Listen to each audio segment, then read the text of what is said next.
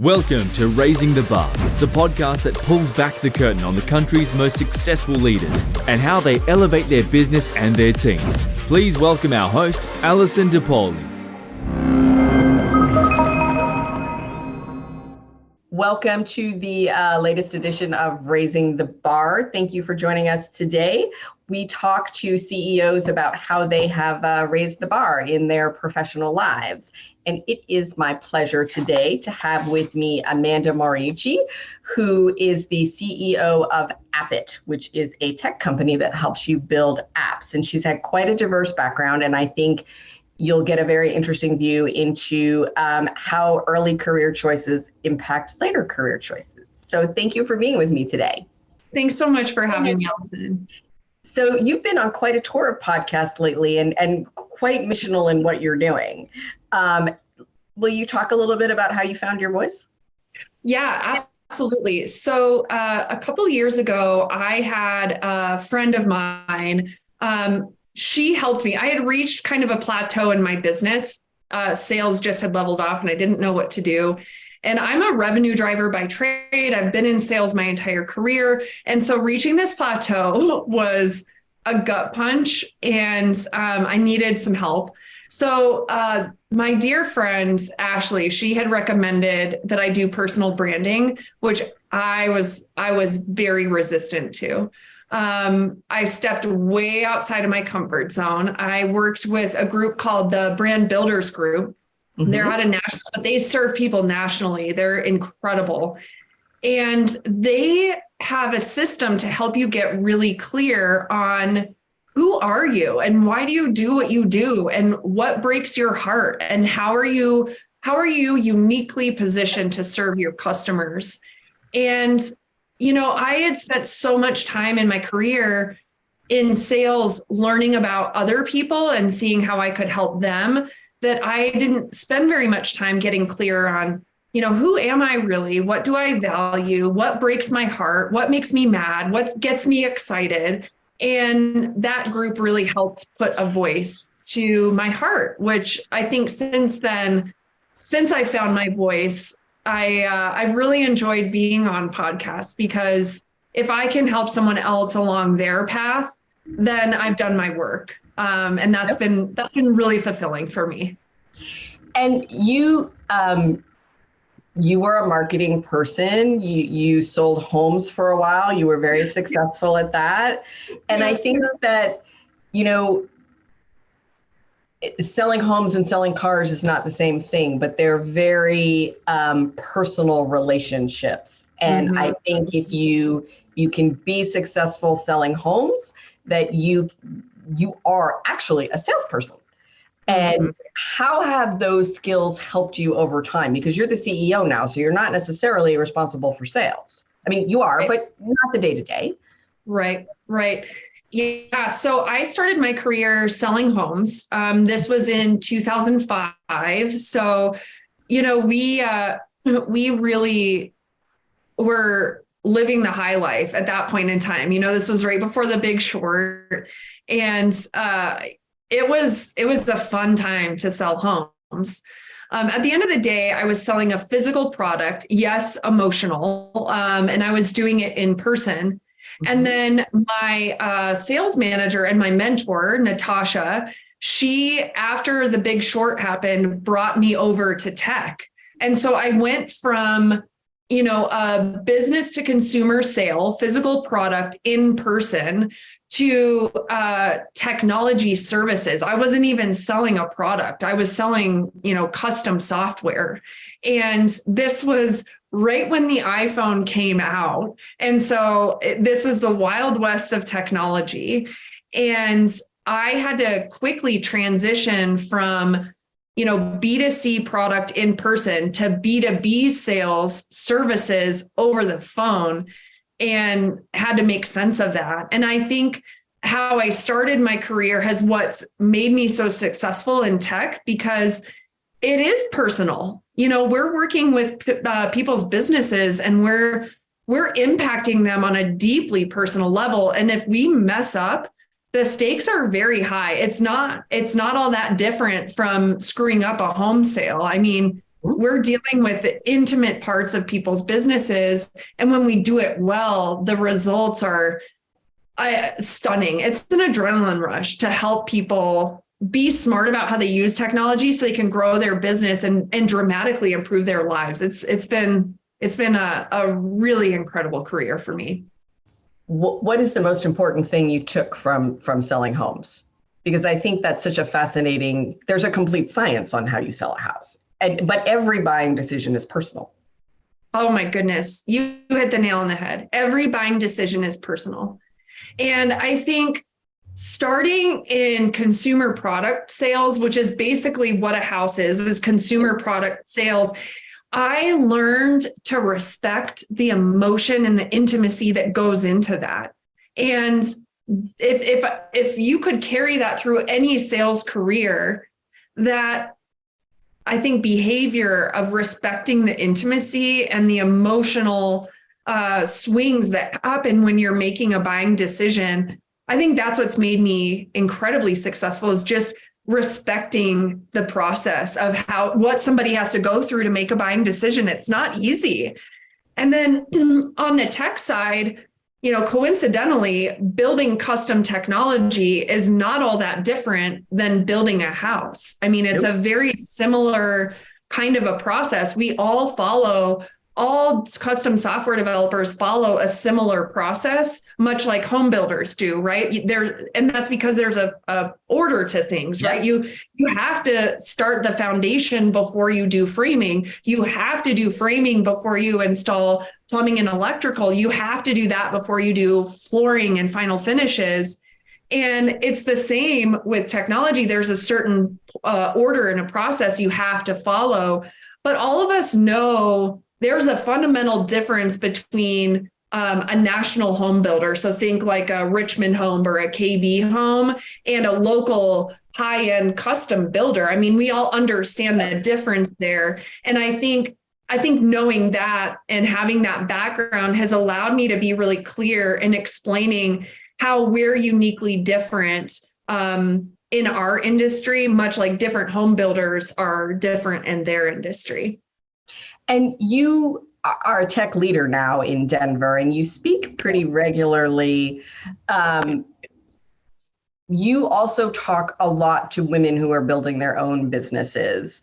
Yes. And I think that one of the things that you say that is very freeing is that business is hard. It's okay. Yeah. Yeah. And it's like, it'll be all right. It's just a little hard. And you've got some pretty solid principles around that. How did you come to those? I think going through it myself, right? So we are meant to do hard things, right? I think I don't know quite when the switch flipped for me, but I remember, and this was, relatively recently, I feel like when I was younger, in my 20s, kind of maybe coming up through college and early career, there was a trend about how you can have it all and life is easy and you're meant to be happy and stuff like that. And, there are times when things are easy for me, but the things that are easy for me today were hard once upon a time. And, I think when I built my family and watching my children, and watching them learn like basics, right? So the stuff that we take for granted. So any mom out there that's gone through potty training will tell you, how do you teach somebody the most basic skill that you take for granted, right? And seeing your children struggle with learning how to do something that we take for granted so simply, everything that's easy now was hard once. And I think probably going into any kind of obstacle that I've come across and finding a way to trust myself, and then realizing I've made it through all of the hard things that I've accomplished. And then I'm like, I don't need life necessarily to be easy. I just need it to be fulfilling. And so I think I must have just shifted my priorities somewhere along the way. I think a lot of, when I was younger, I think that the best piece of advice that I got, and I've heard it many times since, was you can have everything. You just may not be able to have everything at the same time. Isn't that the truth? And that was very freeing. And I think many people need to know that, right? I mean, I worked with somebody who he was the primary caregiver for children, and occasionally children would show up in the office because that's just what happened. He had a lot less guilt than most other people do about that, by the way. Yep. So I find that very interesting. And how did you come to AppIt? By accident, really, largely, and relationships. So when I was working in my previous custom software shop, I had met, and again, this was early on in the early days. The iPhone had just come out, the Apple App Store had just come out, and at that time, enterprises, like large companies with a lot of funding, were really in R&D mode, trying to figure out, was the App Store even going to become a thing, right? And then a couple of years later, entrepreneurs start to come into the marketplace. And Rob Carpenter is the founder of AppIt, and he worked with me as a partner. And so for the entrepreneurs at that point in time that I couldn't serve because of cost or timing or whatever, I would refer them to AppIt. And I loved how Rob and the AppIt team served these entrepreneurs. And then when I had moved on and kind of took my winding career path, Rob, in the meantime, had built up his new company and had called me up and asked if I would take over the reins at AppIt. And so I had grown AppIt in the early stages of just when I was coming in as a salesperson, and he promoted me to CEO when I was 4 months pregnant.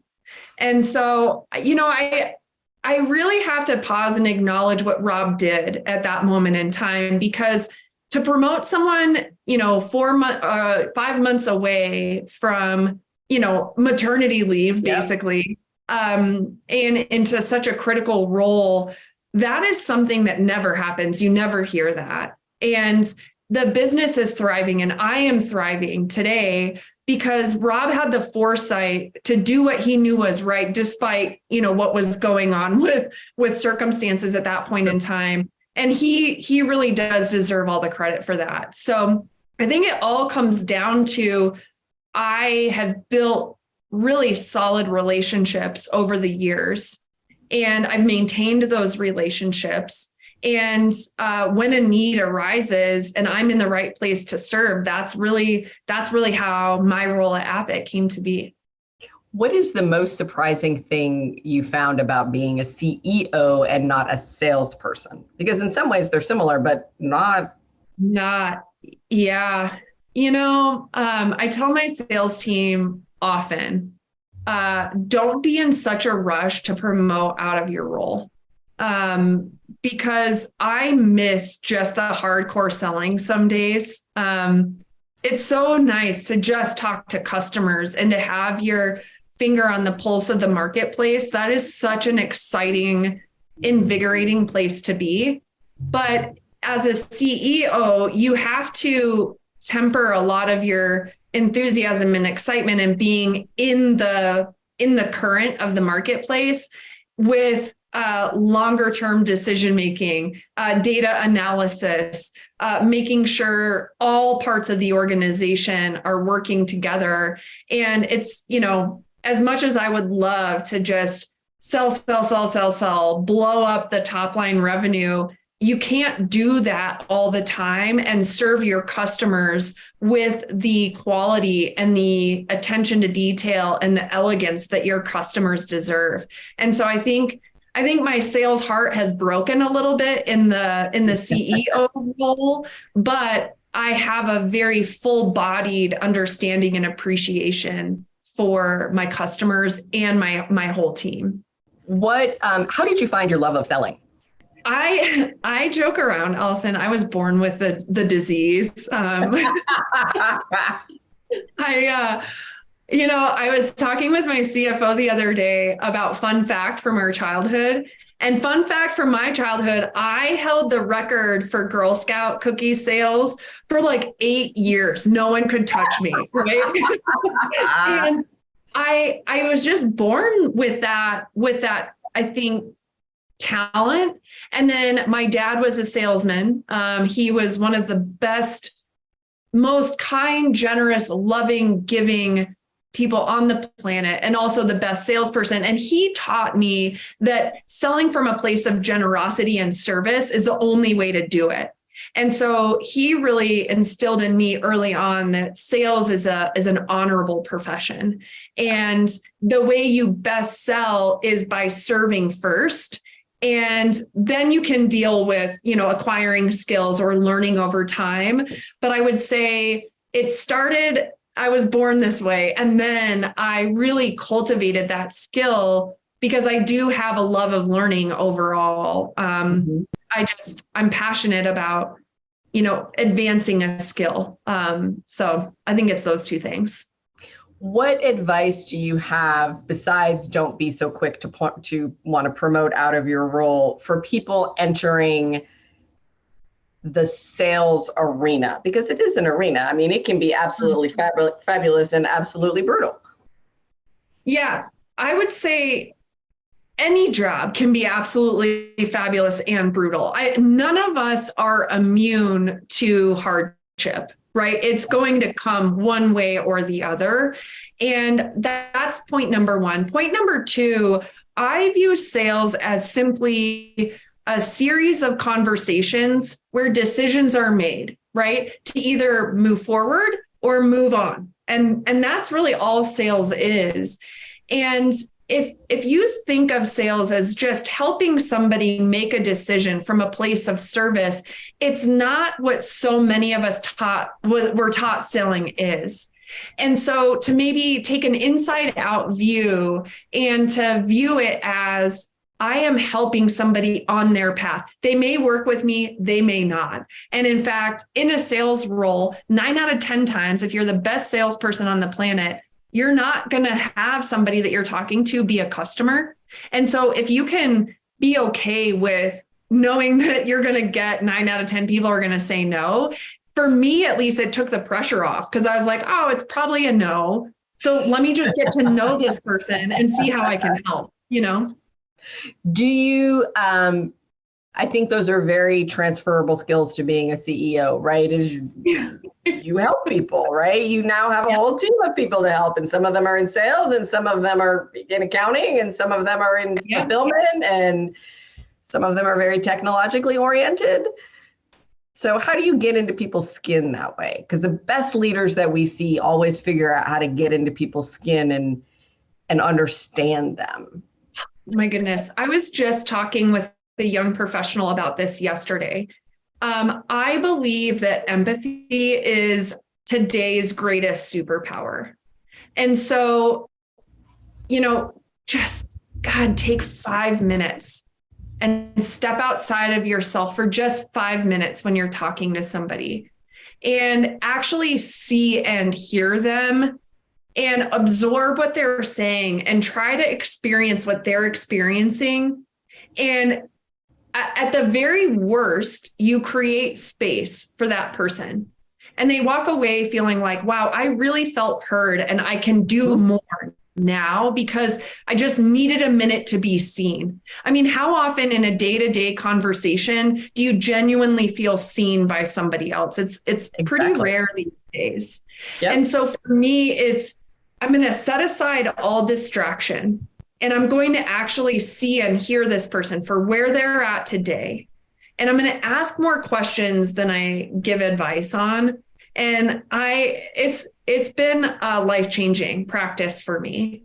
And yes, that all started when my dad passed away. All of his friends were saying, when Chris was around, you were the only person in the room. And I remember seeing how much my dad was loved and admired for that one trait. And I decided that's what I want people to say about me when I've passed. And so I think it's that ethos. So that's become the filter for decision making. Absolutely. So, and do you still interact with customers? As often as I can. I love it. Yes, absolutely. What is your favorite kind of customer? You know, some people like analytical people, some people like very articulate people. Yeah, that's a really good question. So, one thing that we do at AppIt is we do training around the DISC methodology. It's similar to Enneagram or Myers-Briggs, but it talks about if people are task-oriented or people-oriented, if they make fast decisions or slow decisions. And so I don't really have a particular personality type that I really am drawn to. What I am drawn to, though, are the customers that are using technology to leave a positive impact in one way or another, right? So I am obsessed with the customers that don't love technology for technology's sake. It's almost that they want to use technology so they can allow their team or their customers or whatever to be more human.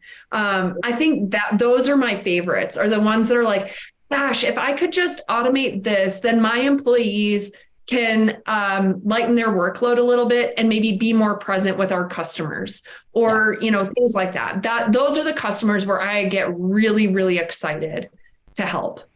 Yeah, I think those are often mission-driven organizations and can be quite profitable. I'm not talking about only nonprofits or whatever, but just I see this problem and this is a big deal to me and I'm going to fix it. Very much so. And I would actually go so far as to say our most profitable, our most successful clients are mission-driven, right? Or purpose-driven, right? Yeah, not nonprofits. Yes. And they're very clear about this is how we serve our customers. And I want to be the best in caring for my customers. And that's a powerful mission. Yes. And what's next for AppIt? Oh my gosh. So right now, what we're really working on is we're serving thought leaders, impact organizations, coaches, even that people that really start with, or organizations that start with a core truth and that they've built content around that core truth. And then they've started engaging followers, community, audience around their core truth. And I'm really excited because the technology that we're building for our customers protects their communities. They're not reliant on big tech platforms and therefore not exposing their community members to the risks of being on a big tech platform. And really, each of these businesses are slowly repairing the damage that social media at large has done to our community. And I'm so proud to be working with these organizations because they're repairing the damage that's been done and reestablishing humanity and connection and vulnerability in a way that is just so elegant and powerful. And that's why I'm so excited to be working at AppIt these days. Do you think that big tech, and I think we all know the players we're talking about, will evolve into a less brutal environment, or do you think that it is simply not possible? I mean, I think anything is possible, but it's so funny. I don't know if you can see my background. I have Good to Great on my bookshelf, and I read Good to Great every year, just because each year I'm entering into Jim Collins's mind with a different mindset myself. And if you read about some of the companies that he highlighted as the stalwarts of industry and the people that you should follow, these companies are either not in business anymore or dramatically smaller. And the reality is when you get bigger, it's more difficult to nimbly change. And, the nature of tech by itself is that it changes so quickly, and you have to be able to innovate and respond. And a lot of times that requires empathy organization wide. And the larger the organization, the more complex. And so I don't necessarily think it's impossible, but I always have, I trust in entrepreneurs and small business to innovate and to kind of undo the damage of larger organizations that can't innovate the way that they used to. Yeah, I'm in a different industry than you, but we have a similar problem that the very large players they're simply unable to adjust their models. And we're starting to see more people kind of go, oh, and want something that is a little more boutique, a little more customized, a little more personal, and not as shark-like. Absolutely. And that applies across industry. Like, think about even in the food service industry. If you had a choice to go to a mom and pop, family-owned restaurant that's developed their recipes over generations, or Applebee's, which would you choose, right? And I think it's because as you're smaller, you are so intimately aware of how your customers' needs evolve over time versus respecting the process and the infrastructure that got you to the size that you are as a larger company or a chain, right? And so that's why I will always love entrepreneurs and small business, because we're the ones that add the color to the black and white of big business. Ooh, I like that. It's true. Yeah. You know, it is. I had a challenge with a client and a vendor, and it was a communication challenge. It really wasn't, those things happen, right?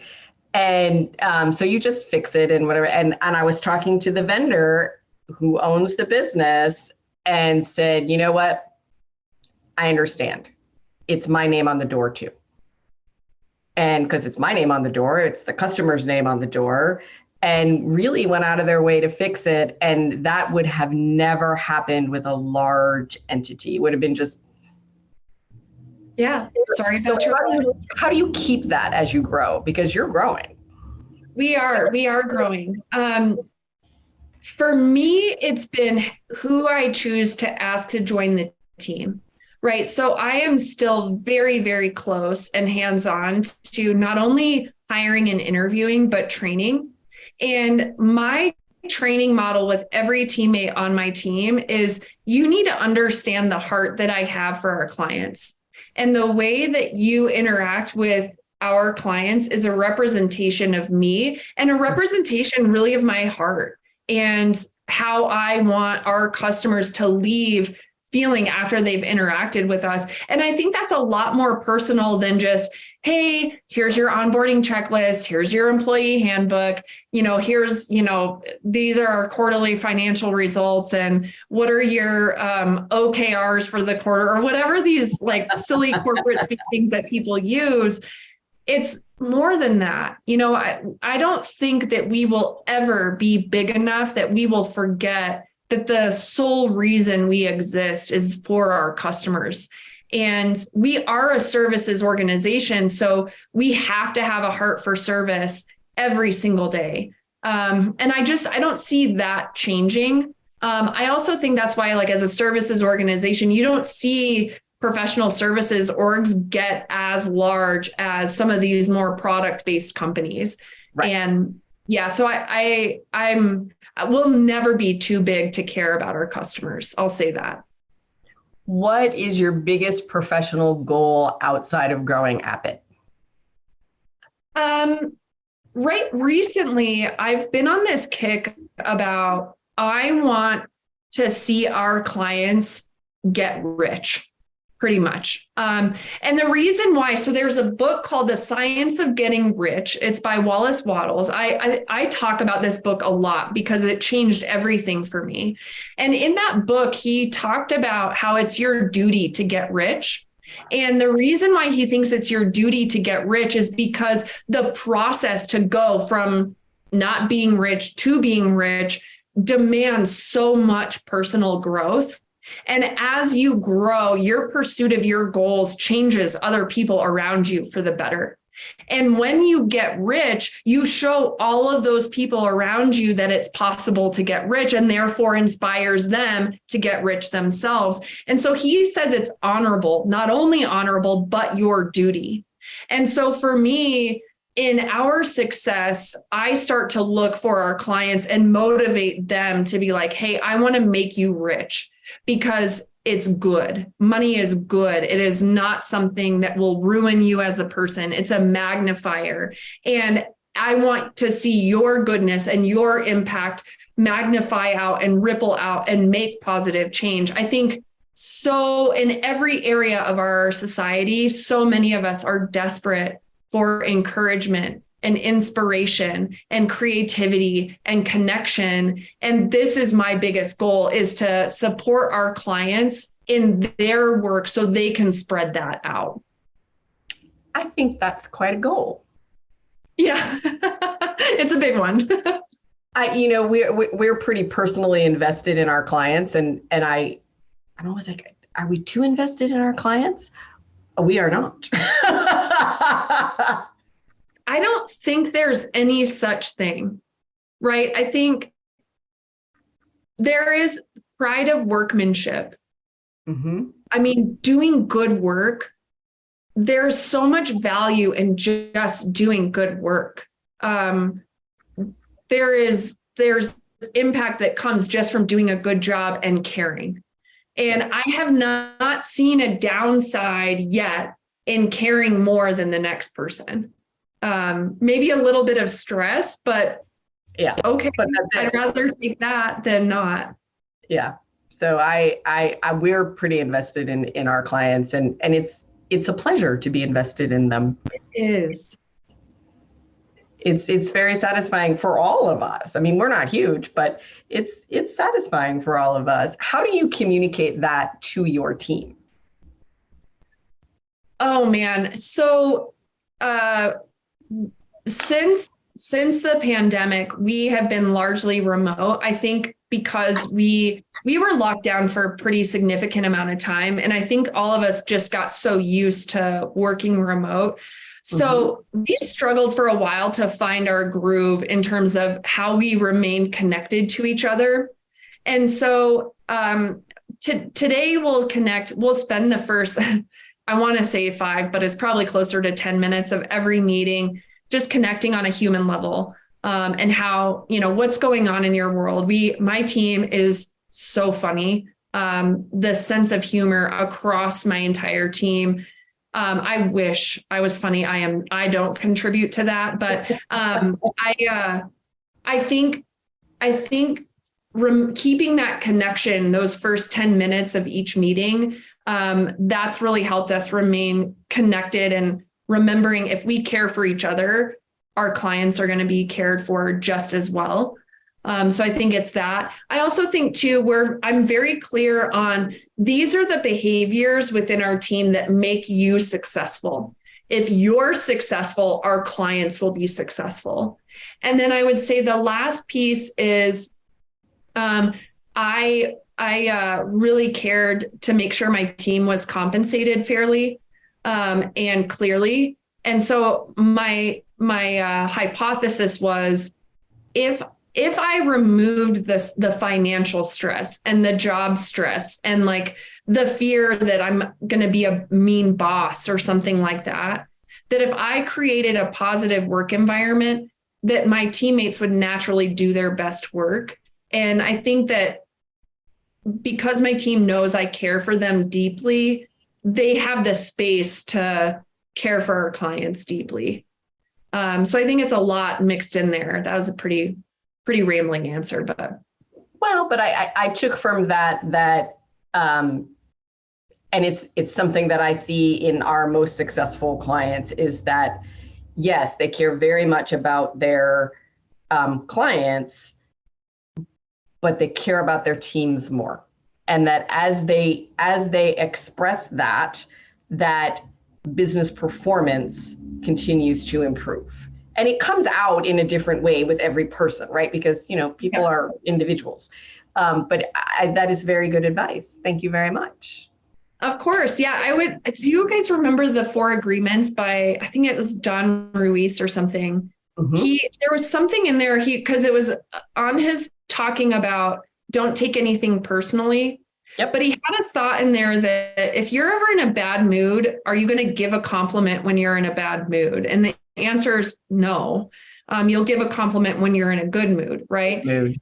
And applying that to even exercise, are you going to put your best effort forth during exercise if you haven't eaten well or you haven't rested well? And the answer is no, right? Mm-hmm. And so as a leader, if I expect my team to do their best work, then it's my responsibility to create the most ideal environment for them to do that work.